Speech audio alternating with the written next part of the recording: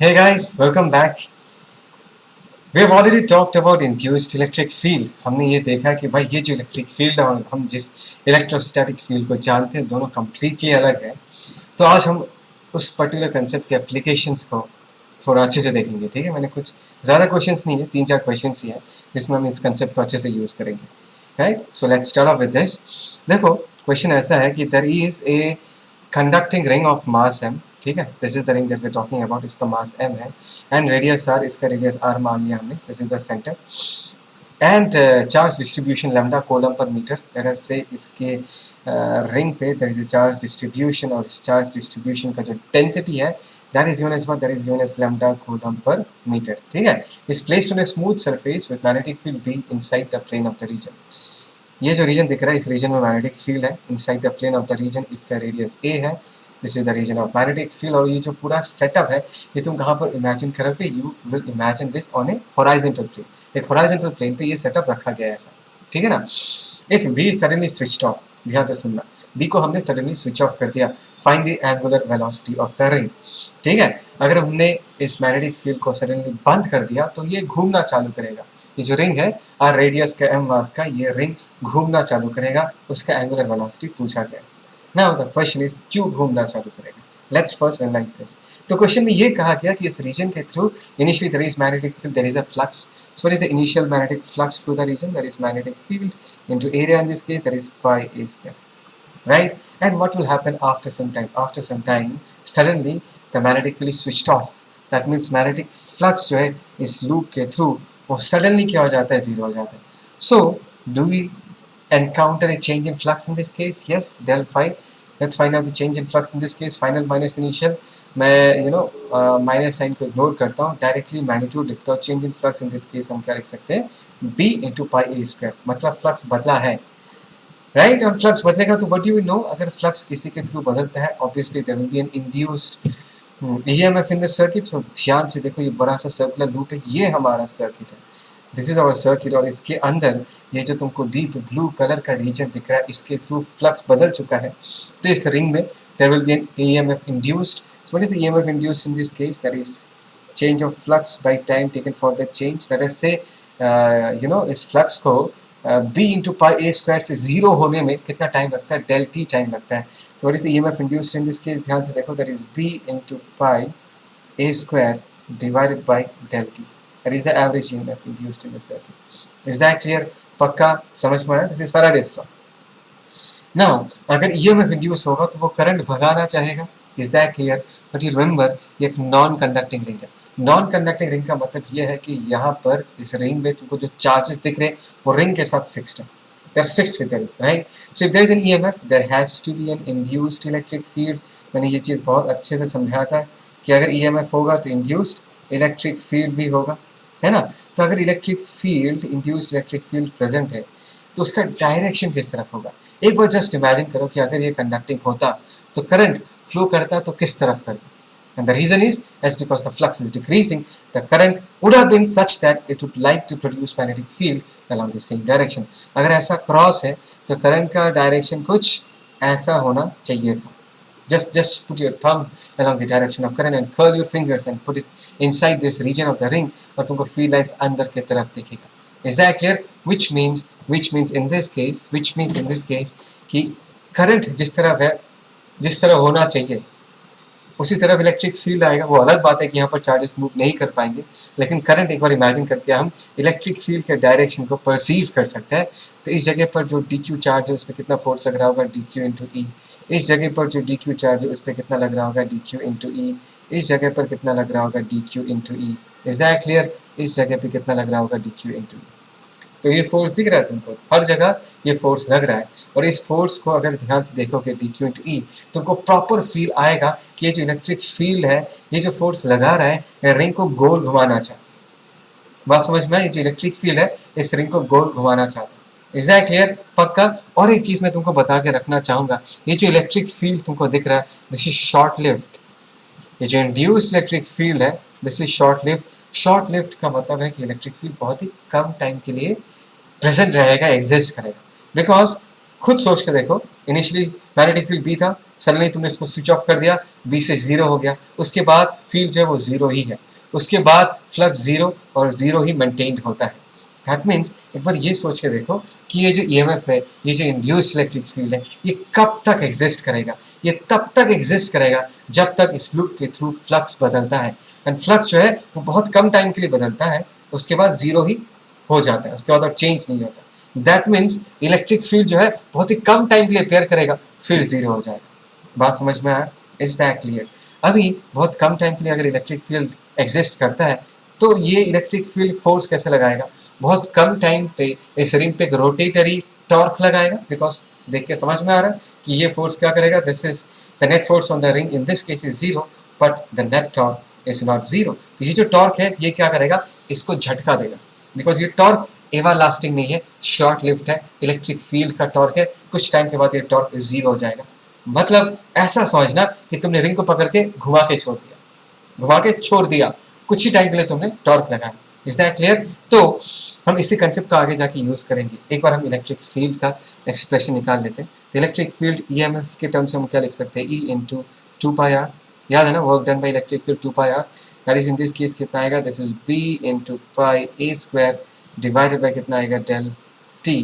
तो यहाँ पर पाई पाई गेट्स कैंसिल्ड, और यहाँ से हम इलेक्ट्रिक फील्ड का अगर वैल्यू लिखे तो ये क्या आएगा? B into a square divided by यहाँ पर क्या आएगा? This is twice r into del t, पहले से है ना? So this is the expression of electric field that we are talking about. कोई डाउट है? अगर कुछ डाउट है, मुझे नहीं लगता डाउट होना चाहिए, अगर कुछ भी डाउट है please feel free to comment, I will get back to you. ठीक है ना? ओके, तो ये हो गया हमारा इलेक्ट्रिक फील्ड। तो ये जो झटका लगा है, ये जो टॉर्क लगेगा for a very short period of time, इस झटके के कारण इस रिंग का एंगुलर मोमेंटम चेंज हो जाएगा। एंगुलर मोमेंटम आई into omega, initially angular velocity zero था, झटका लगने के बाद ये ओमेगा स्पीड से घूमना चालू करेगा। तो यहाँ पर हम लिख सकते हैं कि in this case change in angular momentum is equal to I omega final minus omega initial का D C. Is that clear? And change in angular momentum को हम क्या लिख सकते हैं? Torque into time, right?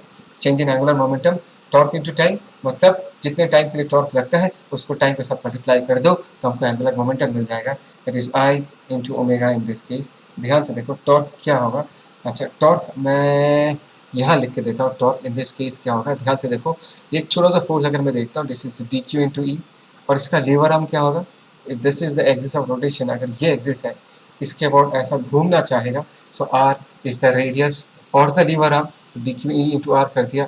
अगर हम इसको इंटीग्रेट करेंगे तो टॉर्क टाउ का वैल्यू होगा कितना? देखो, इलेक्ट्रिक फील्ड का मैग्नीट्यूड कांस्टेंट है, आर का मैग्नीट्यूड कांस्टेंट है, ये बाहर आ जाएगा, और इंटीग्रेशन ऑफ डी क्यू की जगह हम लोग क्या लिख देंगे? क्यू लिख देंगे। Is that clear? ओके, बढ़िया है। इसको और थोड़ा ठीक से लिखते हैं, ई इंटू आर, क्यू को हम क्या लिख सकते हैं? That is lambda into two pi r, right? This is the charge. So torque के एक्सप्रेशन में अगर हम ये लिखते हैं तो क्या आएगा? एक बार अच्छे से लिखते हैं, that is two lambda pi E r square, that is 2 lambda pi capital E r square, है ना? 2 lambda pi capital E r square into del t, है ना? that is equal to I into omega। Omega निकालना है, हम आराम से निकालेंगे ओमेगा। ध्यान से देखो ओमेगा क्या होगा? ऊपर 2 lambda pi, ई की जगह हम लोग क्या लिख सकते हैं? ध्यान से देखो, यहाँ पर हमने ई का वैल्यू निकाल के रखा है, that is B a square, नीचे क्या आ जाएगा? that is twice r del t। ये हमने ई की जगह लिख दिया, और ऊपर एक आर स्क्वायर है ना? और एक डेल टी भी होगा इन दिस केस। ध्यान से देखो, दिस इज डेल टी, है ना? If this is del t, and नीचे क्या आ जाएगा तुम्हारा? आई, आई की जगह हम लोग क्या लिख सकते हैं? M into r square, because ये रिंग है। अभी बस हमको इसको सिंप्लीफाई करना है, डेल टी चला जाएगा, आर स्क्वायर को कैंसिल आउट कर देगा, टू टू चला गया। सो यहाँ पर ध्यान से देखो क्या बचेगा? That is B a square, है ना? ऊपर lambda in this case pi, एक minute, B a square lambda pi, B square lambda pi divided by M into r. ठीक है?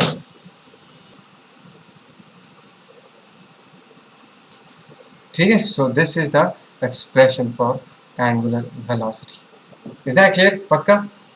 इसको पॉज करो, पॉज करके लिखो, मिटा रहा हूँ, फिर आगे बढ़ो। ठीक है? ये और एक जबरदस्त क्वेश्चन है। क्वेश्चन ऐसा है कि find the EMF induced in the rod of length L, ध्यान देना, placed at a perpendicular distance of a from the centre of a cylindrical region containing time varying magnetic field B pointing into the plane of the paper. ठीक है, ध्यान से देखो, ये एक cylindrical reason है, इस रीजन में हमारे पास मैग्नेटिक फील्ड है। ये जो मैग्नेटिक फील्ड बी तुमको दिख रहा है, this is actually a function of time, और यहाँ से सेंटर से ए डिस्टेंस पे इस रॉड को रखा गया है जिसका लेंथ एल है, और पूछा गया कि भाई साहब ये बताओ कि इस रॉड में कितना ईएमएफ इंड्यूस होगा। अगर ये पूछा जा रहा है कि रॉड में ईएमएफ इंड्यूस होगा, तो ये बात समझो कि रॉड के लेंथ के along there has to be some electric field, because electric field के वर्क डन को ही हम ईएमएफ कहते हैं। ठीक है ना। सो ध्यान से देखो, we all know this is a time varying magnetic field. हमने ये सीखा कि अगर मैग्नेटिक फील्ड टाइम के साथ वेरी करता है तो क्या होगा, there will be an induced electric field and the induced electric field will be circular in nature.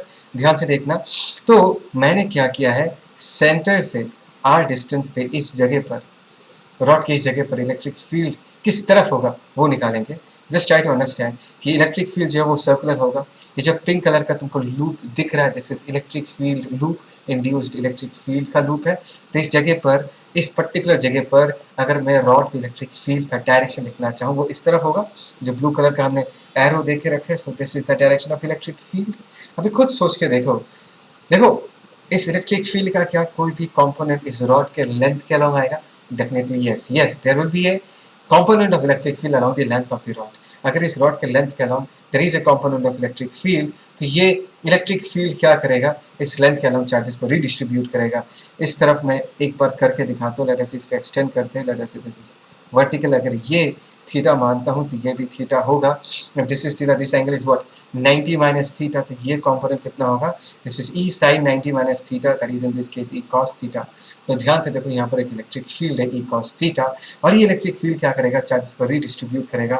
इधर पॉजिटिव चार्जेस लेके आएगा, इधर नेगेटिव चार्जेस लेके आएगा, विच मीन्स इस रॉड के साथ हम एक ईएमएफ एसोसिएट कनेक्ट कर सकते हैं। ठीक है, ओके। ये जो इलेक्ट्रिक फील्ड है, ध्यान से देखना, ये इलेक्ट्रिक फील्ड ई का वैल्यू कितना होगा, पहले तो ये समझो। मैंने इसका फॉर्मूला तुमको निकाल के दिया था कि एक cylindrical region of magnetic field में आर डिस्टेंस पे इलेक्ट्रिक फील्ड का जो वैल्यू होता है, that is r/2 into dB/dt। ये होता है इलेक्ट्रिक फील्ड का फॉर्मूला, r/2 इंटू dB/dt। अभी इलेक्ट्रिक फील्ड जो है वो आर के साथ क्या करेगा, वैरी करेगा। दैट मीन्स रॉड की अलग अलग जगह, यहाँ पर तो मैंने एक ही पिंक कलर का सर्कुलर लूप बनाया है, ऐसा और एक लूप बनेगा यहाँ पर कुछ इलेक्ट्रिक फील्ड होगा। बात समझ में आ रहा है? यहाँ पर कुछ इलेक्ट्रिक फील्ड होगा, फिर ऐसे गोल घूम के आएगा, यहाँ कुछ इलेक्ट्रिक फील्ड होगा। तो इन सारे इलेक्ट्रिक फील्ड वेक्टर्स का कोई ना कोई कंपोनेंट रॉड के लेंथ के अलोंग आएगा, and there will be an associated EMF with this. Is that clear? Okay, तो हमने समझ लिया कि भाई इलेक्ट्रिक फील्ड तो लग रहा है। तो इस नेक्स्ट में अगर यहाँ पर एक छोटा सा लेंथ डीएल पकड़ लेता हूँ, कितना लेंथ, डीएल, तो डीएल लेंथ के अलाउंग अगर मैं ट्रैवल करता हूँ, उसमें जो ईएमएफ डेवलप होगा, उस ईएमएफ के लिए यही इलेक्ट्रिक फील्ड रिस्पॉन्सिबल होगा, बिकॉज ये जो इलेक्ट्रिक फील्ड है डीएल डिस्टेंस के लिए बदलेगा नहीं। तो the small amount of EMF जो होगा D, that is small amount of work done by electric field in this case, that is E into DL. Total EMF निकालने के लिए हमको इसको इंटीग्रेट करना पड़ेगा। ई की जगह हम लोग क्या लिख देंगे, दैट इज r/2 dB/dt। ओहो, एक गड़बड़, एक मिनट, यहाँ पर इलेक्ट्रिक फील्ड ई तो नहीं होगा ना, कौन सी इलेक्ट्रिक फील्ड के लिए हो रहा है, that is E cos theta. ये थोड़ा मिस हो गया था, सो this is E cos theta into हम क्या लिख देंगे, इंटू डीएल लिख देंगे। ठीक है ना, ई की जगह हम लोग क्या लिख सकते हैं, r/2 इंटू dB/dt। यहाँ पर हमने कॉस थीटा लिख दिया, यहाँ पर हमने डीएल लिख दिया। ठीक है, यहाँ पर हम dB/dt को कांस्टेंट मानते हैं, मैं ये क्वेश्चन में लिखना भूल गया, लेट अस से यहाँ पर dB/dt को हम k मान लेते हैं। तो यहाँ पर हम क्या लिख सकते हैं, दैट इज kr/2, यहाँ पर क्या हो जाएगा, cos थीटा इंटू dl। ठीक है, इज दैट क्लियर? अब एक बात बताओ, r cos थीटा, ध्यान से देखना, r cos थीटा क्या होगा इन दिस केस, इस डायग्राम से देखो, r cos theta that is nothing but a। What is a? a is the perpendicular distance of the rod from the center of the cylindrical region। तो r cos theta को हम a लिख देंगे, तो यहाँ पर हम क्या लिखेंगे, ka/2, और इंटीग्रेशन आएगा dl के आगे, है ना, बिकॉज बाकी सब तो कांस्टेंट है। So if this is the EMF, dl is the length of the rod, और ये कितना आ जाएगा, दिस इज kal/2।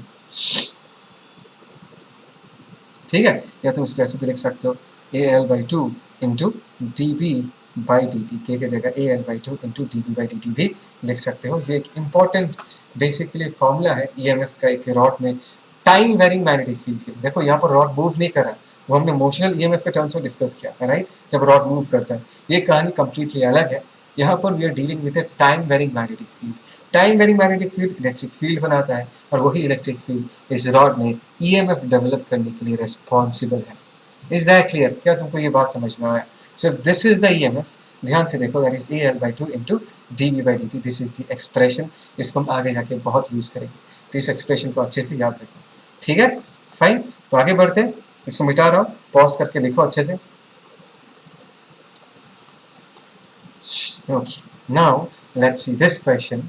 सेम कहानी है, बस हमने जो अभी जस्ट नाउ सीखा प्रीवियस प्रॉब्लम में, उसका और एक एप्लीकेशन है। स्क्वायर लूप ऑफ साइड ए, बढ़िया है, स्क्वायर लूप दिख रहा है, साइड ए है, is placed in the cylindrical region of magnetic field varying with time dV/dt equal to k। Okay fine, इस रीजन में जो मैग्नेटिक फील्ड है वो बदल रहा है, और यहाँ पर जो dV/dt है उसको हम क्या लिख सकते हैं, k लिख सकते हैं। And the resistance of the square loop, इस स्क्वायर लूप का रेड कलर का जो स्क्वायर लूप दिख रहा है, इसका रेजिस्टेंस कैपिटल R दिया हुआ। The centre of the square coincide with the centre of the cylindrical region, वो तो दिख ही रहा है as shown in the diagram. Find the current in the loop. इस लूप में कितना करंट होगा? Now यहाँ पर you can directly use the concept of induced EMF, because हमारे पास एक स्क्वायर लूप है, इसके थ्रू जो फ्लक्स है वो टाइम के साथ वैरी कर रहा है, तो इंड्यूस्ड EMF निकालो, उसको रेजिस्टेंस के साथ डिवाइड कर दो, and you get the current in the loop. वो तो बहुत सिंपल है। Let's first find out the flux. Flux in this case क्या होगा? B इंटू इसका एरिया कितना होगा भाई साहब? एक स्क्वायर लूप है, इसका area B into a square है, राइट। सो इंड्यूस्ड EMF क्या होगा? इसको डिफरेंशिएट करो, ए स्क्वायर बाहर आ जाएगा, और हमको पता है कि मैग्नेटिक फील्ड टाइम के साथ वैरी करता है, तो हमने dV/dt लिख दिया, इसको हमने क्या लिख दिया, that is k a square, ठीक है। दैट मीन्स इस स्क्वायर लूप में इतना EMF इंड्यूस हुआ, अगर इतना EMF इंड्यूस हुआ तो करंट कितना होगा? EMF by resistance, that is k a square divided bye, हम क्या लिख सकते हैं, r लिख सकते हैं, k a square divided bye r। Is that clear? क्या तुमको ये बात समझ में आ? नेक्स्ट क्या पूछा है? The potential difference on one of this side. किसी एक साइड को पकड़ो और इसके दोनों एंड पॉइंट्स के अक्रॉस कितना पोटेंशियल डिफरेंस है वो बताओ। Is that clear? तो अगर मैं इन दोनों एंड पॉइंट्स को देखूंगा, ट्राई टू अंडरस्टैंड, इस बात को समझो। मुझे पता है कि इस रीजन में सर्कुलर इलेक्ट्रिक फील्ड लाइन्स है। इमेजिन करना, तो एक बार डायग्राम बना के देखो, ज़्यादा फील आएगा। अभी जस्ट हमने बनाया, दैट इज से आर डिस्टेंस भी यहाँ पर जो इलेक्ट्रिक फील्ड है, ऐसा कुछ इलेक्ट्रिक फील्ड एग्जिस्ट करेगा। Is that clear? and let us say in this case electric field का डायरेक्शन यहाँ पर प्लस के माना है, तो अगर यहाँ पर एक लूप मानूंगा तो करंट किस तरफ होगा? करंट कुछ इस तरफ होगा, तो इलेक्ट्रिक फील्ड भी कुछ इसी तरफ होगा। Is that clear? Just put your thumb along the direction of the electric field, जिस तरफ करंट फ्लो करेगा, राइट। अगर करता है तो just curl your fingers and your fingers will be pointing towards you. That means इस green colour के field को वो क्या करेगा? अपोज करेगा। बात समझ में आ रहा है मैं क्या करूँ? तो इलेक्ट्रिक फील्ड का अगर डायरेक्शन ऐसा है, just try to understand, just ask the electric field, electric field to positive charges को किधर लेके जाओगे? इस इलेक्ट्रिक फील्ड का एक कंपोनेंट राइट की तरफ आएगा, राइट की तरफ पॉइंट करेगा। तो इलेक्ट्रिक फील्ड का कंपोनेंट अगर राइट की तरफ ऐसा पॉइंट कर रहा है, तो इस एज में पॉजिटिव चार्जेस आएगा, इस एज में क्या आएगा? नेगेटिव चार्जेस, ठीक है ना।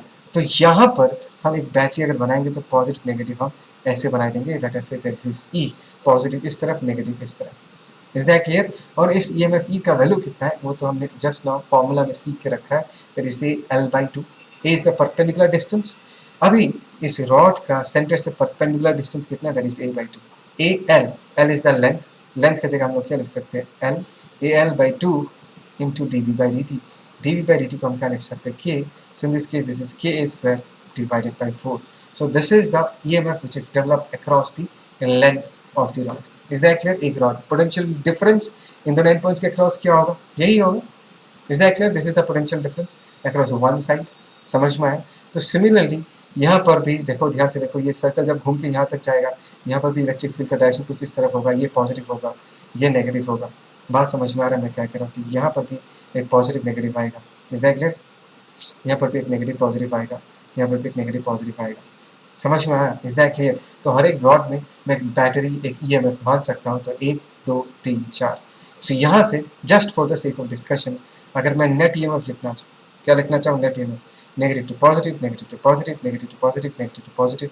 हम क्या लिख देंगे? 4E, और E के जगह हम क्या लिख सकते हैं? That is K a square divided by 4।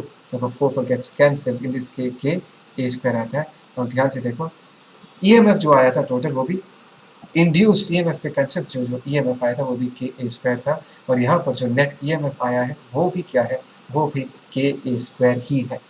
Is that clear? देखो दोनों तरीके से जाओ, आंसर तुम्हारा क्या आएगा, सेम ही आएगा। सो this is one important thing जो मैं तुमको सिखाना चाहता था। I hope you enjoy this video. छोटा सा वीडियो अच्छे से देखना, नोट्स बना के रखना। Signing off, take care, bye.